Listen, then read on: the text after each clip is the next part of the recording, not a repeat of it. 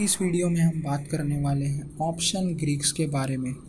ये कैसे आपके ट्रेड्स को इफ़ेक्ट करते हैं और कैसे ये आपकी हेल्प करते हैं रिस्क मैनेजमेंट में और इन्फॉर्म ट्रेडिंग डिसीजंस लेने में। तो चलिए शुरू करते हैं। सबसे पहले बात करते हैं डेल्टा के बारे में। डेल्टा वो मेजर है जो आपको बताता है ऑप्शन की प्राइस सेंसिटिविटी उस ऑप्शन के अंडरलेइंग एसेट के प्राइस के अकॉर्डिंग कैसे डिपेंड करती है। मतलब सपोज़ एक कॉल ऑप्शन है जिसके डेल्टा सपोज़ 0.5 है, तो उसके स्टॉक में या अंडरलाइंग एसेट में अगर प्राइस में 1 रुपये का चेंज आया तो ऑप्शन के प्राइस 0.5 रुपीज़ का चेंज आएगा, यानी कि 50 पैसे का चेंज आएगा। फॉर एग्ज़ाम्पल, हमारा ट्रेडर आर्यन बफेट अगर निफ्टी का कॉल ऑप्शन बाय किया है और निफ्टी में 100 पॉइंट्स की मूवमेंट आती है अप साइड में और उस ऑप्शन का डेल्टा है 0.5, तब उस ऑप्शन की प्राइस इंक्रीज़ होगी अप्रॉक्सीमेटली 50 रुपीज़ या 50 पॉइंट्स। अब बात करते हैं गामा क्या है। तो गामा जो है वो मेजर करता है डेल्टा के चेंज को with respect to its underlying assets price. So gamma आपको ये समझने में मदद करता है कि डेल्टा में जो चेंज आना है वो उसके स्टॉक प्राइस के मोमेंट पर किस हिसाब से चेंज होगा। तो हायर गामा मीन्स डेल्टा में जो मोमेंट आएगा होगा वो काफ़ी रैपिड होगा। तो अगर निफ्टी में कोई सडन मूव आती है तो गामा से ये पता चलेगा कि डेल्टा में कितनी एडजस्टमेंट हुई है, जो आपको उस ऑप्शन की फ्यूचर बिहेवियर जानने में हेल्प कर सकता है। तो अब तीसरा इम्पॉर्टेंट ग्रीक जो है ऑप्शंस ट्रेडिंग में वो है थीटा। थीटा जो है वो आपको ऑप्शंस में टाइम का कॉन्सेप्ट समझने में मदद करता है। जैसे ही टाइम पास होता है ऑप्शन कॉन्ट्रैक्ट अपनी वैल्यू लूज़ करता जाता है। थीटा इस लॉस को मेजर करता है। फॉर एग्जांपल, सपोज एक ऑप्शन के थीटा की वैल्यू -0.05 है। इसका मतलब है कि उस ऑप्शन की वैल्यू जो है वो 0.05 रुपीज़ के दर से हर दिन कम होगी अगर हम बाकी सारे फैक्टर्स को ना कंसिडर करें तब।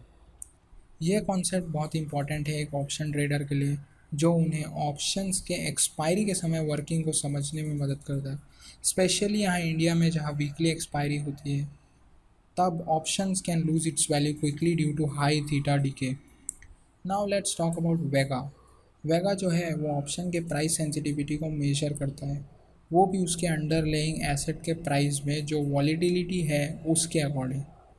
तो जब अगर अंडरलेइंग एसेट में या स्टॉक में वॉलीटिलिटी यानी कि अस्थिरता बढ़ी तो उसके ऑप्शन की प्राइस भी बढ़ेगी।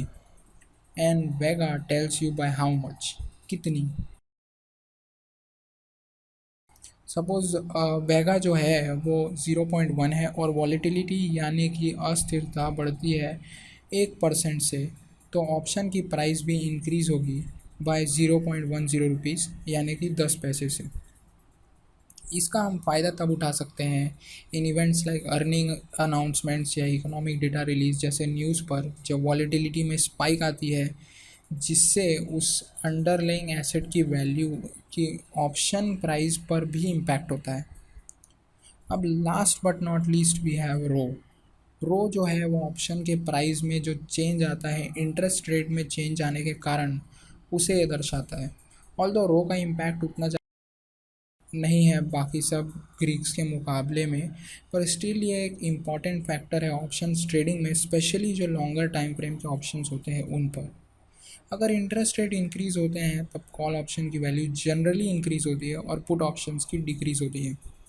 सो अगर हम एक बार फिर देखें तो डेल्टा जो है प्राइस की सेंसिटिविटी को शो करता है, गामा जो है वो डेल्टा के चेंज होने के दर को बताता है, थीटा टाइम डीके को समझने में हेल्प करता है, और वेगा वॉलीटिलिटी जो आती है अंडरलाइंग एसेट में उसकी वजह से ऑप्शन में क्या चेंज आता है उसे दर्शाता है, और रो इंटरेस्ट रेट में चेंज की वजह से ऑप्शन में क्या चेंज आता है वो बताता है।